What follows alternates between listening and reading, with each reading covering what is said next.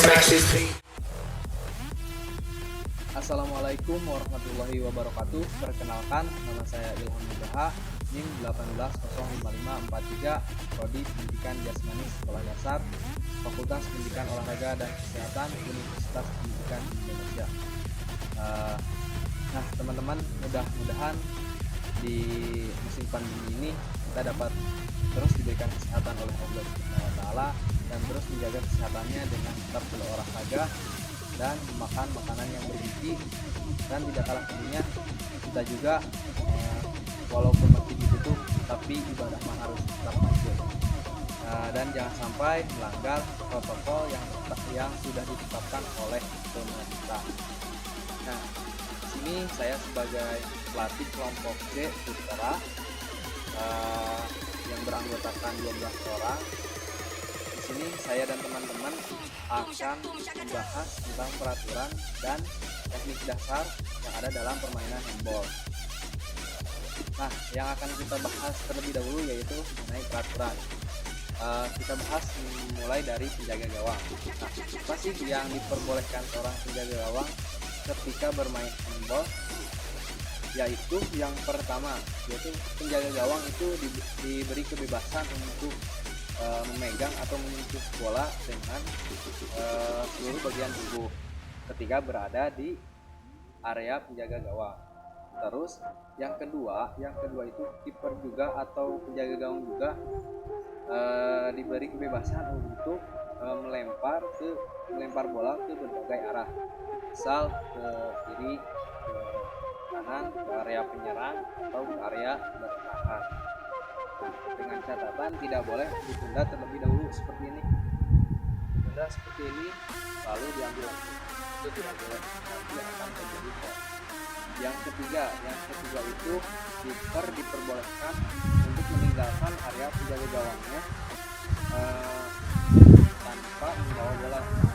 Jadi seperti membantu penyerangan, tapi harus diingat tentang kepatuhan jika berada di area bermain.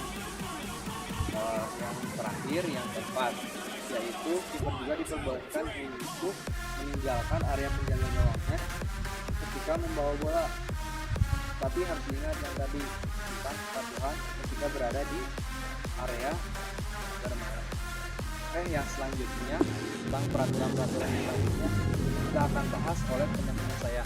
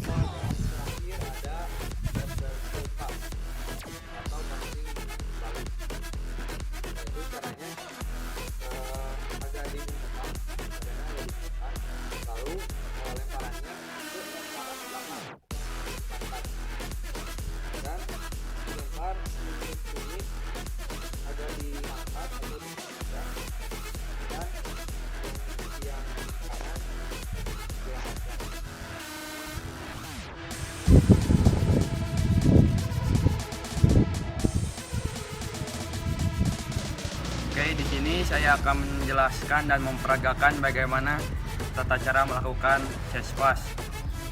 Jadi umpan chest pass sendiri adalah umpan yang difokuskan kepada atau dari dada ke dada teman. Oke, langsung saja kita praktekkan chest pass dengan dua tangan. Jadi ketika kita melakukan chest pass ini, yang harus kita perhatikan adalah bagaimana cara kita mengumpan pada teman dan akurasi umpan kita terhadap teman kita sendiri. Langsung saja, ini contohnya.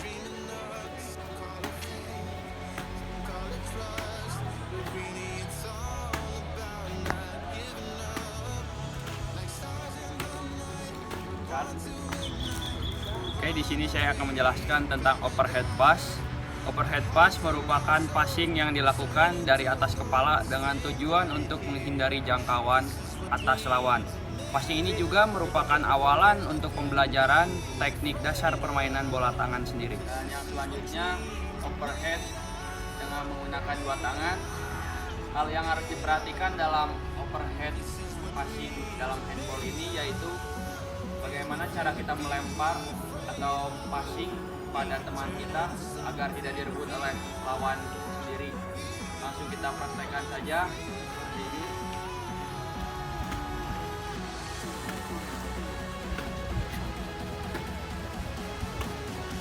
Apa saja yang tidak boleh dilakukan oleh penjaga gawang dalam permainan handball? Yang pertama adalah penjaga gawang tidak boleh mengganggu lawan saat melakukan shooting ke gawang penjaga gawang. Contohnya seperti ini. Kedua, penjaga gawang tidak boleh keluar dari garis pertahanannya lebih dari 3 meter. Contohnya seperti ini. Yang dilakukan saya tadi ini adalah kesalahan penjaga gawang yang tidak boleh dilakukan atau yang tidak diperbolehkan dalam permainan ini. Yang tidak diperbolehkan oleh penjaga gawang adalah lemparan gawang pada temannya di luar area penjaga gawang. Contohnya yaitu seperti ini. Yang dilakukan oleh saya adalah lemparan pada teman saya di luar area gawang atau area penjaga gawang. Assalamualaikum warahmatullahi wabarakatuh. Nama saya Muhammad Fajar Fiansah dengan NIM 1806746 dari Prodi PJSD 2018D. Saya akan menjelaskan tentang peraturan cabang olahraga handball tentang wilayah gawang. Yang pertama, yang boleh memasuki wilayah gawang hanyalah kiper saja. Lalu apabila ada pemain lawan yang memasuki area bertahan kiper dengan atau tanpa membawa bola, maka keuntungan bagi tim yang bertahan. Lalu apabila lemparan 7 meter dan juga memasuki area kiper, maka akan merusak keuntungan. Lalu selanjutnya saya juga akan menjelaskan serta mempraktikkan tentang teknik cabang olahraga handball, yaitu standing throw shoot dan juga jump shoot. Terima kasih.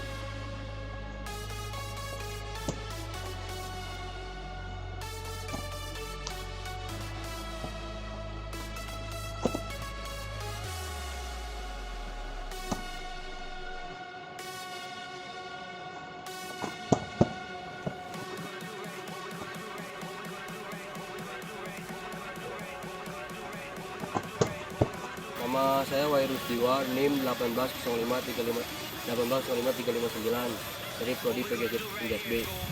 Saya akan menjelaskan tentang shooting, flying shoot dan side shoot. Teman-teman, saya akan melakukan shooting.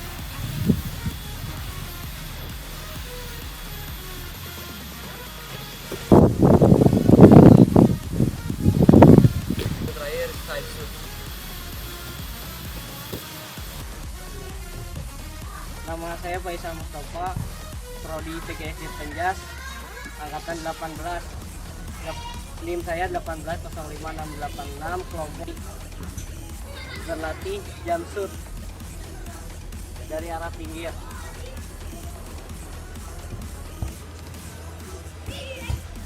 Step pertama langkahkan kaki kanan,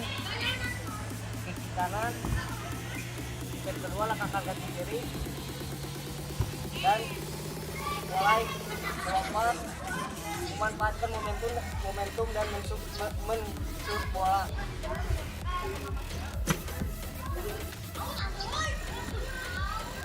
Bisa divariasikan dengan melempar dulu ke belakang,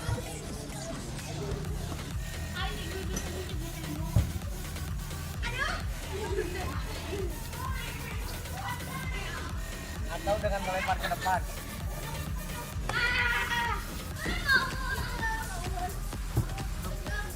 Memainkan bola, hal yang diizinkan adalah melempar, menangkap, menghentikan, mendorong, atau menendang bola dengan menggunakan tangan terbuka atau tertutup. Yang kedua, memegang bola hanya diizinkan maksimal 3 detik atau 3 langkah untuk dribbling. Nah, untuk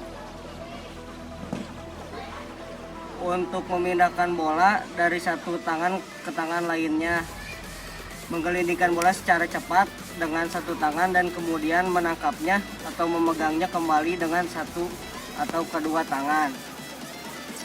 Memantulkan ke bola ke lantai secara cepat dengan satu tangan menggunakan menggiring dribble dan kemudian menangkap atau memegangnya kembali dengan satu atau kedua tangan.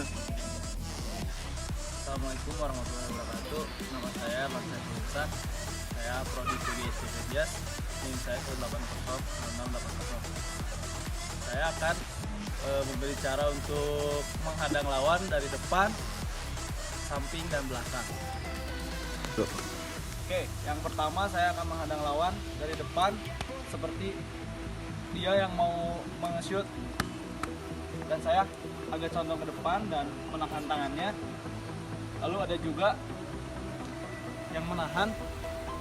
Nah, bagian kaki harus sejajar dengan bahu dan condong ke depan. Oke, lalu dari belakang. Dari belakang dia mau melewati saya dan kita harus menahannya sambil mendorong ke depan. Jangan sampai lawan ini lewat. Oke, lalu dari samping juga sama. Dia mau melewati saya, tetap kaki harus sejajar dengan bahu. Oke, kita harus menahannya untuk tidak bisa melewati kita.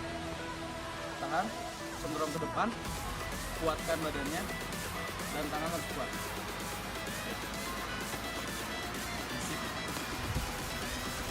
Oke, sekarang saya akan menjelaskan tentang peraturan-peraturan dari handball atau bola tangan dan permainan sportivitas. Yang pertama yang diizinkan dari federasinya yaitu misalkan kita peraturannya pengambilan bola yaitu oleh telapak tangan, hanya bisa mengambil dengan telapak tangan. Oke, yang pertama. Lalu yang kedua, kita lepaskan kedua tangan untuk menghalang ke lawan. Itu tidak apa-apa, itu diizinkan. Lalu misalkan kita ada body contact dengan lawan, dia mau membawa bola atau tidak, kita boleh menghalanginya. Oke.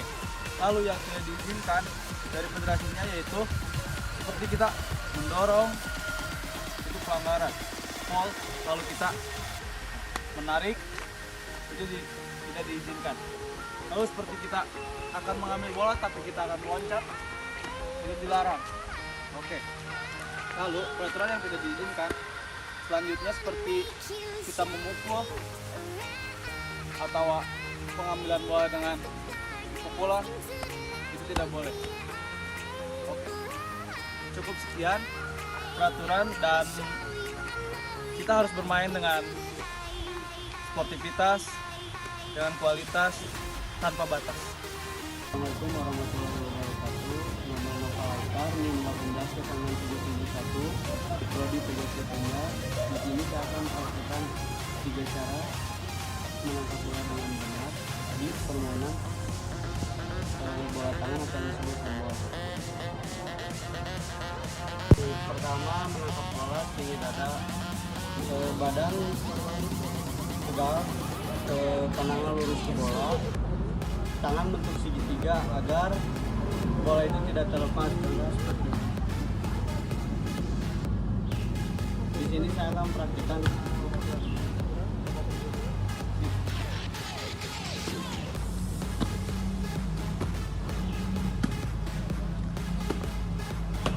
Ya, seperti itu. Selanjutnya menangkap bola di atas. Yang pertama badan tegak, lalu mata pandangannya lurus ke bola, lalu kedua tangan diletakkan di atas kepala dan dua jari bentuk segitiga, lalu tangkap bola dan simpan di depan dada agar bola tidak terlepas.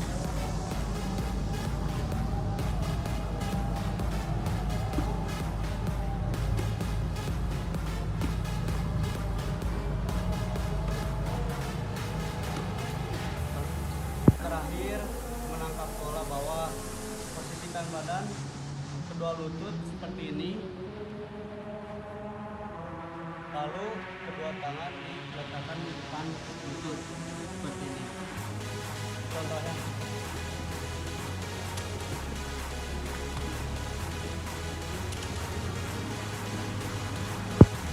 di sini saya akan menjelaskan hal-hal yang tidak sportif dalam bermain bola handball. Yang pertama, ketika lawan menggiring bola, oleh saya dihadang oleh kaki. Seperti itu. Yang kedua, memukul bola.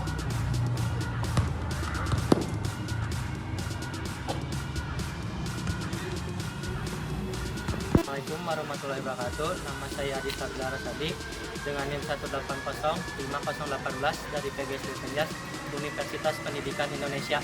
Di sini saya akan menjelaskan tentang mendribbling bola di handball dan mencetak gol. Ya, di sini saya akan menjelaskan apa itu dribbling. Dribbling adalah dimana saat kita memegang bola dan untuk melewati lawan. Dribbling bisa dibawa selama 3 detik, batas waktu 3 detik. Dan dribbling juga bisa dimanfaatkan untuk melewati lawan. Di sini saya mendribbling untuk melewati lawan.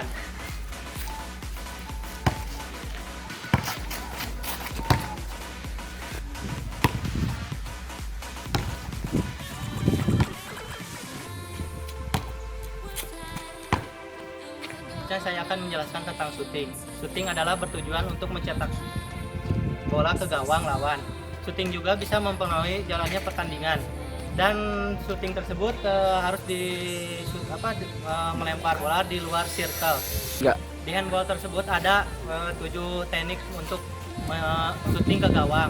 Tapi di sini saya akan menjelaskan 3. Selanjutnya saya akan menjelaskan tentang teknik shooting berdiri. Di mana teknik berdiri ini tidak melakukan lompatan ya, tapi melakukan lemparan dengan keras ke arah gawang. Contohnya seperti ini.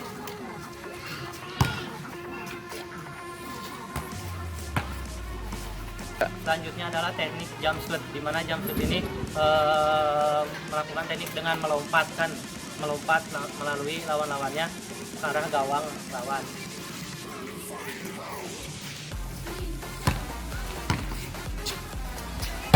Selanjutnya adalah teknik fall shoot, di mana teknik fall shoot ini menjatuhkan badan ke lantai tapi sebelum bola diarahkan ke gawang.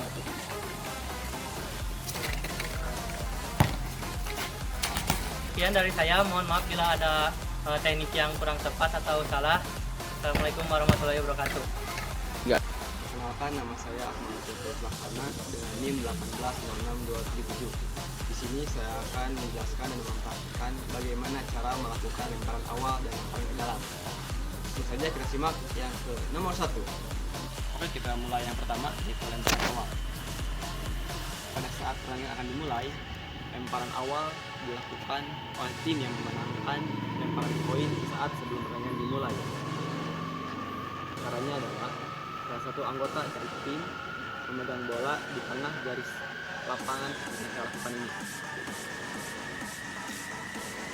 Itu lalu melemparnya ke arah atau ke teman kita satu tim dan menunggu aba-aba dari wasit atau peluit wasit.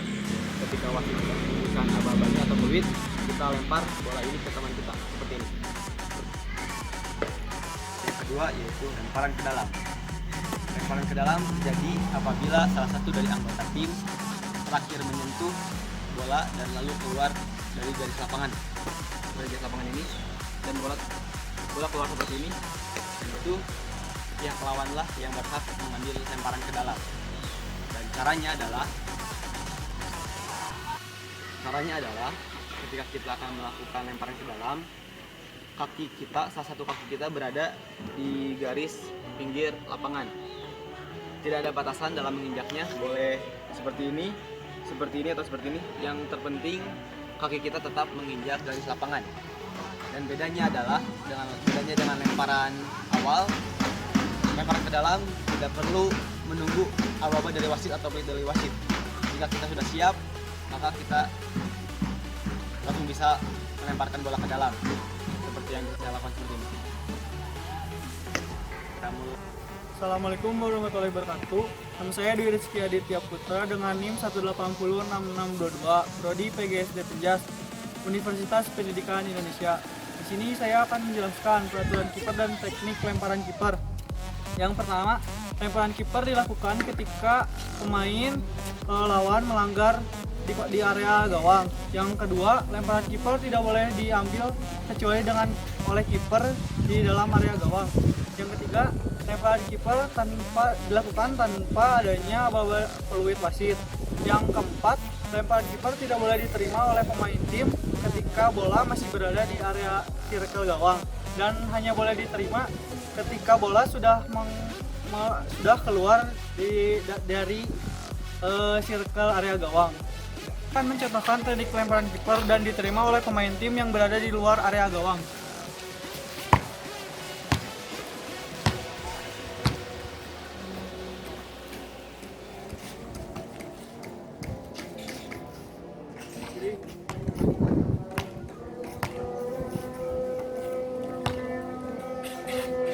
Di sini saya akan menjelaskan bagaimana teknik lemparan bebas.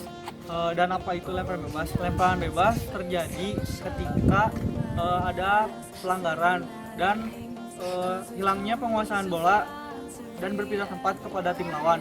Yang kedua, ketika lemparan bebas terjadi dan tidak ada yang memegang bola sama sekali, maka yang berhak menguasai bola adalah tim yang terakhir menguasai bola. Yang ketiga, ketika lemparan bebas terjadi dan peluit dibunyikan, maka bola harus cepatnya menyimpan bola di lantai di mana ia berada. Yang ketiga, ketika lemparan bebas terjadi, pemain tim lawan harus berada setidaknya 3 meter dari pelempar. Di sini saya akan mencontohkan lemparan bebas ketika saya dilanggar. Lemparan bebas juga menandakan bahwa dimulainya kembali pertandingan setelah dihentikan.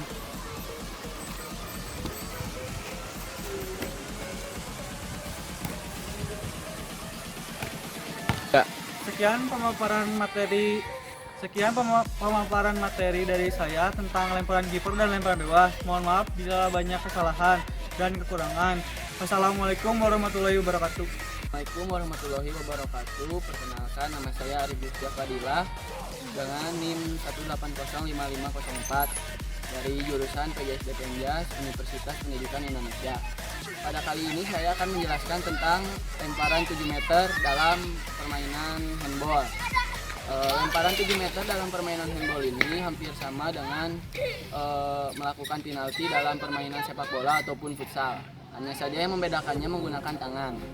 Lemparan 7 meter ini diberikan ketika pemain memiliki kesempatan untuk mencetak gol, akan tetapi dihentikan dengan secara ilegal. Lalu adanya peluit yang tidak sah dalam mencetak gol. Tata cara melakukannya, yang pertama, pemain yang akan melempar bola harus berada di belakang garis 7 meter. Contohnya seperti ini. Misalkan ini garis 7 meter di depan gawang. Pemain tidak boleh melewati garis tersebut. Kurang lebih seperti ini. Lalu melakukannya, apabila wasit sudah meniupkan fluid, bola harus dilemparkan dalam 3 detik. Apabila tidak dilempar, maka itu akan menjadikan lemparan bebas.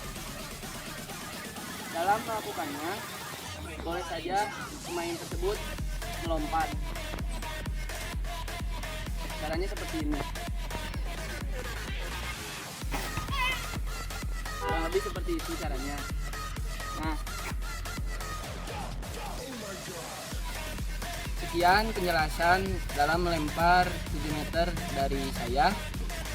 Apabila ada kekurangan, mohon dimaafkan. Wassalamualaikum warahmatullahi wabarakatuh. Assalamualaikum warahmatullahi wabarakatuh. Perkenalkan, nama saya Anugrah Fajar Insani, 804668. Prodi Teknik Despenjas 2018. Di sini saya akan mempraktekkan latihan kombinasi dalam permainan handball. Yang pertama peregangan, yang kedua javelin pass, dan yang ketiga latihan underhand pass. Yang pertama kita akan melakukan peregangan supaya bisa melemaskan otot-otot yang akan dipergunakan dalam permainan handball.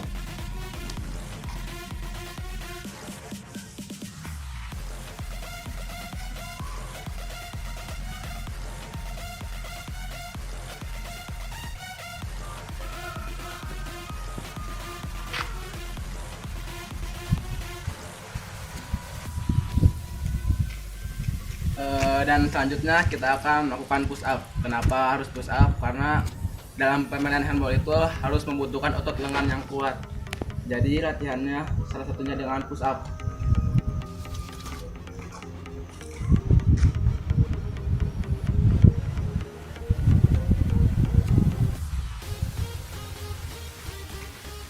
Yang kedua kita akan melakukan underhand pass atau latihan passing. Underhand pass tersendiri itu juga termasuk ke dalam latihan dasar dalam permainan handball. Maksud saja kita latihan passing. Kita tiap passingnya menggunakan tembok ya, karena dengan tembok juga salah satu alat untuk kita berlatih dalam permainan handball.